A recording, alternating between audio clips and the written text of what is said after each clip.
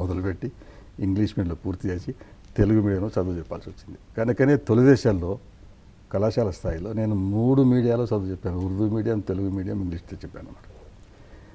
అయితే ఇప్పటికీ తెలుగు నేను చదువుకొని నేర్చుకున్న భాష కాదు.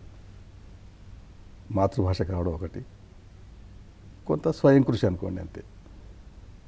కానీ నేను చాలా అభిమానించేటువంటి భాష ఉర్దూ భాష.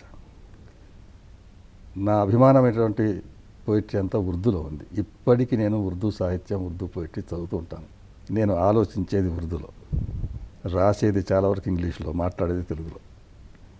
నా వ్యక్తిత్వాన్ని ఈ భాషలో ప్రభావితం చేశాయి. కానీ ఎక్కువ ప్రభావం నా పైన ఉర్దూ భాష. ఎట్లా ఒక భాష మనిషి వ్యక్తిత్వాన్ని, ఉర్దూ లాంటి భాష మనిషి వ్యక్తిత్వాన్ని ఎట్లా ప్రభావితం చేస్తుంది? ఉర్దూ భాష చాలా అపోహలు ఉన్నాయి చాలామందికి. చాలా సుందరమైన భాష, చాలా సంపన్నమైన భాష. కొంతమంది ఉర్దూ భాషను ఒక మతంతో ముడిగడతారు. ఒకవేళ ఉర్దూ భాష ఒక మతానికి సంబంధించి అయితే ఇంగ్లీష్ కూడా ఇంకో మతానికి సంబంధించిందే కావాలి. భాషకు మతాలు ఉండవు, మతాలకు భాషలు అవసరం ఉంటాయి. ఉర్దూ భాష ఎవరైనా ఇది మా సొత్తు అనుకుంటే అది వాళ్ళ స్వార్థానికి నిదర్శనం. ఎవరైనా ఇది మా భాష కాదనుకుంటే వాళ్ళ అజ్ఞానానికి సంకేతం. అది ఎందుకని జయశంకర్ గారు అంటే మీరు ఉద్యమాలలో పూర్తిగా అంటే మీరు ఉద్యమాన్ని పూర్తిగా అవపోసన పెట్టినారు. ఈ భాషా కు సంబంధించినటువంటి ఆధిపత్య భావన, ఆధిపత్యం అనేది ఒక ఇంపీరియలిస్టిక్ ఆధిపత్యం లాగా ఎందుకని తెలుగు అనేది పూర్తిగా తెలంగాణను అణగదొక్కినట్టుగా భావిస్తూ ఉన్నారు? మీరు అన్నట్టు ఆధిపత్య ధోరణి అది ప్రతి విషయంలో. ఇప్పుడు ఇదే తెలంగాణ సమస్యకు ఒకటి దోపిడీ, నీళ్ళ దోపిడీ, నిధుల దోపిడీ, అవకాశాల దోపిడీ. రెండోది దాడి, సాంస్కృతిక దాడి. ఇక్కడి భాష పైన, ఇక్కడి యాస పైన, ఇక్కడి నుడికారం పైన, ఇక్కడి ఆచార వ్యవహారాలపైన దాడి అనేది. ఇది ఇన్ఫీరియర్, మాది సుపీరియర్ అనేటువంటి ఒక చులకన భావాన్ని ప్రచారం చేసి తెలంగాణకు సంబంధించిన సంస్కృతి కానీ భాష కానీ సెకండ్ రేట్ అనేటువంటిది నాటి నుంచి ఇది మనం చలనచిత్రాల్లో చూస్తున్నాం, మీడియాలో చూస్తున్నాం, నిరంతరం కొనసాగుతున్నది. కనుక ఒక ప్రాంత ప్రజలు ఆర్థికంగా వెనుకబడితే మళ్ళీ పుంజుకోవచ్చు,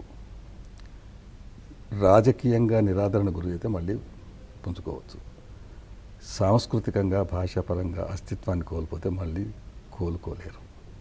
కనుక తెలంగాణ ఉద్యమానికి ఈ పార్శ్వాలన్నీ ఉన్నాయి. ఆర్థిక పునరుద్ధరణ, రాజకీయ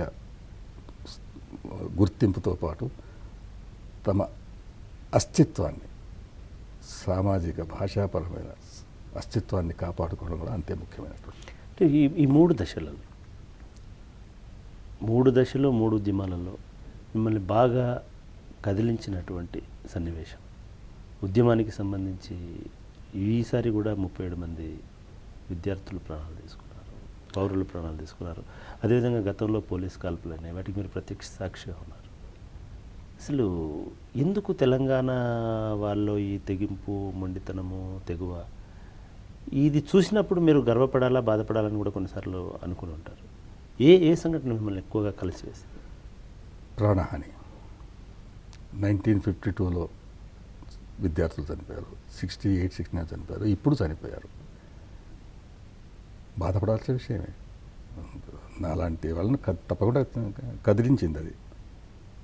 అయితే ఇందులో బాధపడాలన్నా గర్వపడాలన్నా అంటున్నారు. బాధపడతాం, గర్వపడతాం. యువకులు ప్రాణాలు కోల్పోవడం వల్ల బాధపడతాం. గర్వపడడానికి కారణం ఈ పోరాట పటిమ, ఒక పరంపర ఎప్పటి నుంచో నడుస్తున్నది. నిజంగా వెనక్కి పోతే సమ్మక్క సారక్క నుంచి మొదలవుతుంది. సాయుధ పోరాటం వచ్చింది, నక్సలైట్ ఉద్యమం వచ్చింది. ఈ పోరాటాల పరంపరలో అపారమైన త్యాగాలు జరిగాయి. కనుక ఈ పోరాట పటిమ, త్యాగశీలత ఈ ప్రాంత ప్రజల్లో బాగా నరనరాల ఇమిడి ఉన్నదన్నమాట. దానికి గర్విస్తున్నాను, కానీ జరిగిన నష్టానికి బాధపడుతున్నాను. హింస జరగాలని కోరుకోవడమా, లేకపోతే ఇటువంటి ప్రాణహాని జరగాలని కోరుకునేవాడు అది కూడా వస్తుంది. హింసకు వ్యతిరేకిని నేను ఎప్పుడైనా. రాజ్య హింసకు వ్యతిరేకినే, ప్రతి హింసకు కూడా వ్యతిరేకినే. హింస జరగొద్దనేదే మొదటి నుంచి మాలాంటి వాళ్ళు చెప్తున్నది. కానీ పోరాటాలు జరగాలి. పోరాటాలు జరిగినప్పుడు, ప్రాణహాని జరిగినప్పుడు తప్పకుండా బాధపడతాం, తప్పకుండా అని పోరాటం కొనసాగాలి. వైరుధ్యమేం లేదు అందులో. ఒక పరంపరలో, పోరాట పరంపర లోపల త్యాగాలు జరుగుతున్నాయి. అది జరగకుండా పోరాటం కొనసాగితే చాలా సంతోషిస్తాం.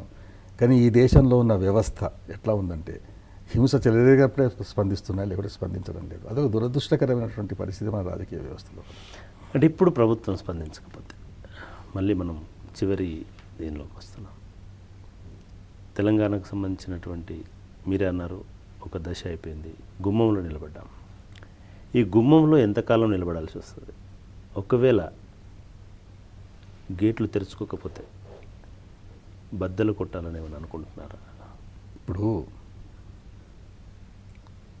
ఈ గుమ్మం ఎప్పుడు తెరుచుకుంటుంది అంటే త్వరగానే తెరుచుకుంటుంది అనేట్టు ఒక విశ్వాసం ఉన్నది. ఈ మొత్తం ప్రక్రియను చూస్తున్నాను కనుక నాకు ఆ విశ్వాసం ఉన్నది.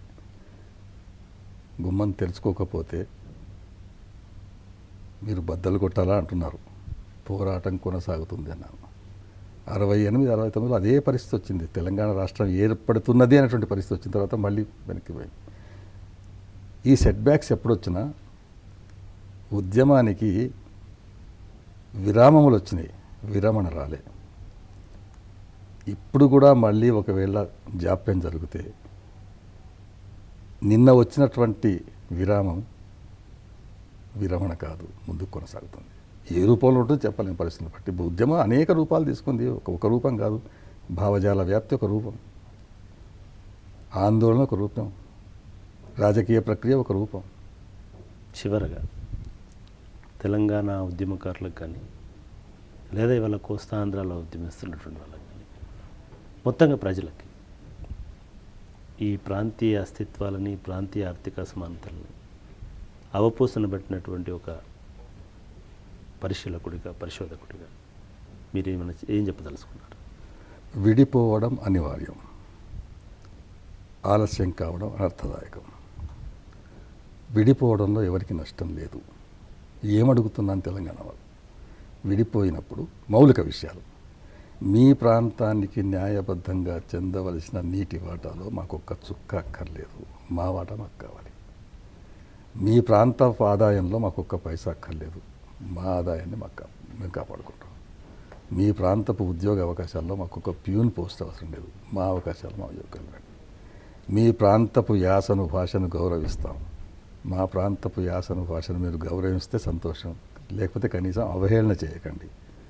అంటే మీ అనుభవాన్ని బట్టి, మీ జీవిత అనుభవం, ఉద్యమ అనుభవాన్ని బట్టి స్పెసిఫిక్గా ఎప్పట్లోగా తెలంగాణ రాష్ట్రంలో ప్రజలు ఉండే అవకాశం ఉంది?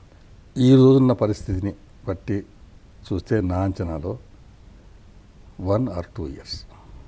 రాజకీయ ప్రక్రియకు టైం ఉంటుంది కనుక 1 or 2 years దాటకూడదు. అంటే 2012 కల్లా కావాలి, తెలంగాణలో ఉంటారు.